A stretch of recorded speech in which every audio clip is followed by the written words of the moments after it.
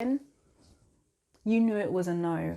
There was a big old rat trap on the floor. Hi guys, my name's Abby, and if it's your first time watching me, welcome, and if you've watched my other videos, welcome back. I am so excited to finally be making this video in my new apartment that I manifested, and I wanted to share my success story with you guys to give you hope and hopefully encourage you guys to go out and manifest, because this stuff works, it is real, and I wanted to share my story with you guys and to also give you some tips on how I managed to stay on top of things when the world was turning upside down. But before I do all that, let me just promote myself. I'm a life strategist and I help people overcome their limiting beliefs and self-doubts. So if you want to show up to life without any doubts, worry or fear, you can work with me one-on-one, and I will leave all my information in the description box below. Right, so I'm going to tell you my story from the beginning. I've been living in Paris now for 7 years, and for the first 2 years, all I did was move around, and it was tiring. So I found another apartment that I was previously in. It was a shared apartment with 2 other girls, and I stayed for 5 years because I was just so tired of moving around. Finally happy to find somewhere where I could just settle down and lay my head without having to worry, am I going to be moving again, blah, blah, blah. And 2019, last year, I kind of felt like I was transitioning. So previously, if you don't know, in 2018, I finished treatment for chemotherapy. So I'd say from 2018 to 2019, I was kind of in this weird transitioning phase of just trying to find out who am I, trying to figure out life, and I was getting more into the law of attraction. And I felt like I just needed my own space. It felt like it was finally time for me to rent my own place in Paris. So I got my gratitude journal and I wrote, this time next year, which would be April 2020, I will be renting my own apartment in Paris. And that year, in fact, that April, I also got made redundant. So it meant I no longer had a CDI and I didn't have a French guarantor. So I really wasn't sure if agencies or even landlords would take my dossier seriously. So I spent most of 2019 just trying to figure out who am I, what do I want to do with my life, and blah, blah, blah. And so I didn't really spend too much time actually apartment hunting. And December came around and I went back home to London for the Christmas and New Year period. But before I left my room, I remember just looking around and I just had this inner feeling, like this inner voice said to me, this will be the last year that you are in this apartment. You need to start looking for something else come January. January rolled round and it was just a long, dragged out process. At that time, we were having transportation strikes that started in December and continued on to January. So it was just like a long, dragged out period. So what got me on track of staying with my manifestation, and this is something I will do every year for the rest of my life, is the Mel Robbins challenge. She did a challenge, the best decade ever. And we had to look back over the last 10 years and write down everything that we achieved, and then look to the future over the next 10 years and write down what we would like to achieve. And this is the part I highly recommend, that I will suggest you can do even today, is every day for 4 weeks, we had to write down our 5 biggest dreams. So I got this book, Make It Happen, and I just literally wrote down everything, the 5 big dreams that I wanted to achieve. And I kept on writing down that I would like to be a published author, and I would also like to rent my own apartment in Paris. Well, I actually am a co-author, funny enough. February came around and I managed to be a co-author of a book called Manifest in Love. So if you are interested in Manifest in Love, it's worth subscribing to this channel or following me on my Instagram so you can be kept up to date when that book is released. So yeah, back to the apartment. So I wrote that down and I was feeling really good. Like I had the momentum to continue to look for places. So the end of January, I went to an agency and I thought it would be best that I go in person because I wanted to explain myself. I wanted to let them know that I am looking. I don't have a CDI and I don't have a guarantor, would I have any luck with this agency, or would the French landlords take me seriously? And she was like, yeah, sure. Lots of people come to Paris for different reasons. Some are entrepreneurs like me, and some are just passing through, like for short-term, long-term stays. But she said the main thing I do need is a French guarantor. And luckily, I didn't actually know this, but there are agencies that can act as your guarantor. So that was good to know. I wasn't happy about having to pay for a guarantor, but at least that solved one of my problems. So I kept on looking for apartments, and I wasn't really finding anything that I couldn't really. Paris is kind of a place where it's hard to find something decent. And so I decided to get my book, and I just looked at I got some pictures from a newspaper, and I literally kept it simple. I just did this. I didn't really focus on the images specifically. I was just, if you can see, I was just literally looking for something that was clean, modern, almost like IKEA looking, basically. Something that looked like IKEA. That's what I wanted. And so I put those pictures in, and it made looking easier because now I knew what I was looking for. So I think visualization is so important when you're manifesting. If you can find the exact image of what you want, or try to just really imagine what you want, it's going to help you. So once I had the pictures in the book, it kept me going. And then I was still looking. Again, I wasn't really finding what I wanted, but I did come across an agency that I'm with now. And at that time, this agency didn't actually allow us to view apartments in person. It seemed like you had to fill in your application online, and then they would contact you if they accepted your dossier. But I didn't want to submit my dossier fully without actually seeing the apartment. So I thought I'd just submit half of it, and hopefully they would get back to me. And then March, I went to Lisbon, and then I came back, and a week after I came back, we were in lockdown. Now at that time, we didn't know how long lockdown was going to last, but I thought, you know what, it's still early. Hopefully by April, which is when I'm supposed to be in my new apartment, hopefully by April I will be in my new apartment, and hopefully the lockdown will be over. Well, April arrived, and it was clear that this was going to be a long, drawn out process. There was nothing I could do but just surrender. I had to let go. The situation's now fully out of my control. So what I started to do was have more gratitude for where I was currently. And I feel like the universe is almost like a parent. When you ask your parent, oh, can I have these can I have a new toy? And your parent's like, well, we want to see how you treat your other toys before we reward you with a new toy. So I was just appreciating my room. I mean, I liked it anyway, but I was just being extra. Like, I was cleaning my room every single day. We have a nice big garden, so which was actually nice during the lockdown. So I was outside in the garden, just appreciating the sunshine, and just every day writing down. I'm so happy and grateful to be where I am currently. And then after that, I started to write down, I started to ignore my current reality, and I started to write down all the things I'm looking forward to doing in my new apartment. And I was writing it as if I was already inside my new apartment.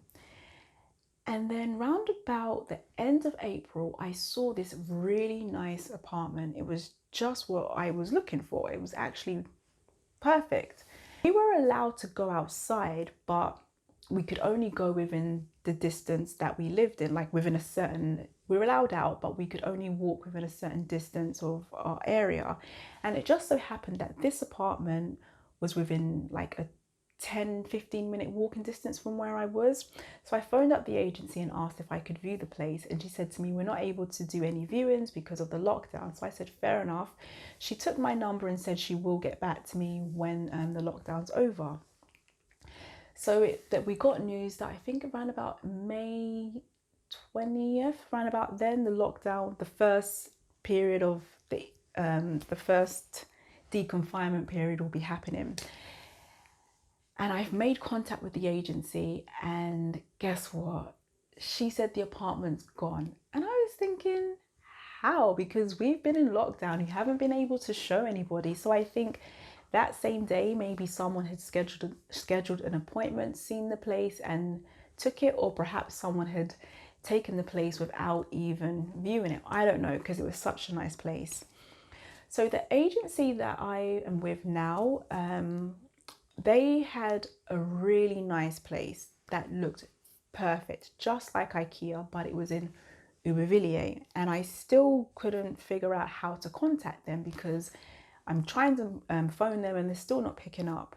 And I randomly got an email for a previous place that I had partly submitted my dossier for. And I got an email around about 1 o'clock to ask if I can view the apartment at 5. Luckily, I was available, and thankfully, it's literally just a 20-minute walk from where I was living. So I walked it there, and I am so happy that I went to view the place because guess what was inside, guys? The moment we walked in, you knew it was a no. There was a big old rat trap on the floor. And I think they were charging like 750 euros for extra roommate. I'm just like, no, we're not sharing with rodents in 2020. So that was a no. And the girl that was showing me, she was actually an intern. Hi, if you're watching, I hope they keep you on because you were really good. We built a rapport and I said to her, I've seen on your agency that you have this really nice apartment in Aubervilliers. Is it available for viewing? And she said, yes, next week. So I went to view the apartment and it was perfect. It was everything that I was looking for. The only thing about it was that the area. Now I used to work in Aubervilliers and it's not a bad place. I feel like it's up and coming and they're fixing it up, but it's very clear that you're not in Paris. And the walk from the metro station to the house was like a 15-minute walk, which is fine in the summertime. But then in the winter, it gets dark quickly. And I didn't fancy waiting like 10 minutes for the bus to take me home. And if I had missed the last bus, it did mean that I would have to walk. And the walk was one of those areas where it's kind of like deserted. So that was the dilemma. I submitted my dossier and the next day she phoned me up and said, unfortunately, they've chosen someone else. I wasn't too hung up about it, to be honest with you, because, you know, it was the location. Nice place, just not in the right location. And that's the struggle. You either live in a nice, spacious apartment that's like 30 minutes from Paris and at an affordable rent rate, or you stay in Paris and you live inside a cardboard box and you just spend a ridiculous amount of money. Like, pick your struggle. She showed me some other apartments because she had a few. So I saw one. It was nice. It's actually the same size that I'm in now. However, the layout was different. It was on the ground floor and it was a street view. And I just felt like I was boxed in, and I'm thinking, if we're going to go into quarantine again in like the winter, I don't really fancy being boxed in. Plus it was a street view, so I just didn't really feel comfortable having my windows open and someone could be like, hey, you know, not that anyone would do that because it was a quiet street, but you never know. So I turned that apartment down, and then she showed me another apartment which was nice. It was on the 5th floor. That was the problem. So walking up to the 5th floor, by the time we got there, we were both out of breath. So it was a no. And then I was looking on the website again because she said to me that there are more apartments becoming available. So I said, no problem. Thankfully, I wasn't in a rush to leave my old apartment. I had time. So I said to her, sure, I've got time. So I was looking on their website and I saw this place, and I saw something else that was 1 square meter bigger, but in Paris that makes a difference. But they didn't have storage space, and over the 7 years I've accumulated a lot of stuff, so I wanted like lots of cupboard space and space to put my cutlery and things like that, and this place had it. So I sent her an email to say, I've seen this place online, is it available for viewing? And she said it's not her apartment, but it belongs to someone else in her agency. So she forwarded me over to that person, and they said to me the apartment will be available for viewing in 2 weeks. These times it's now the end of May, June, and I should have been out by April. So I don't even know what's going on. I'm just going with the flow.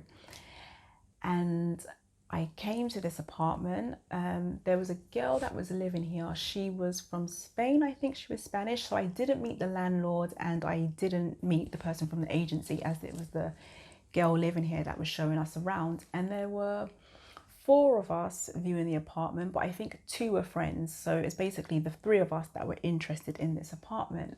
And I was asking lots of questions. She was really friendly. And one of the girls asked, so if we want this place, what would you suggest that we do? And she said to us her best advice, because this is what she did.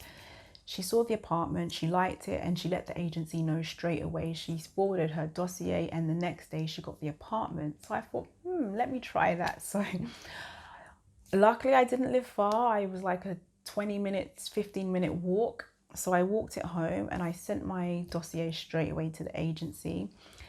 And then the next day I got a phone call and I was in shock because I missed the first part. She was basically like, she was speaking in French. She said to me basically, when would you like to move in? And I was like, oh, on the 13th randomly, because I'm like, I still need time to organize my stuff, find someone to replace where I was currently living. So I was like, oh, I'm available to move in the 13th of July.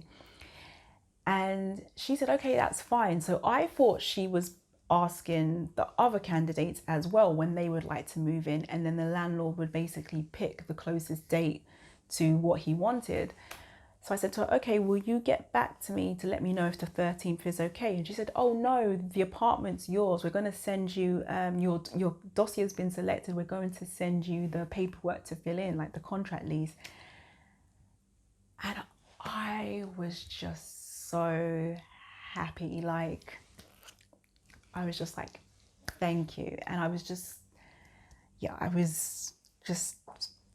thankful that I didn't give up, because there were times when I was calling other agencies and I was like, oh, they were like, do you have a CDI? And I was like, no, I don't have a CDI. And they were like, well, we can't accept your dossier. So I was just really thankful to get this place. And I want to say a big, massive thank you to my mum, who came all the way from London to help me move.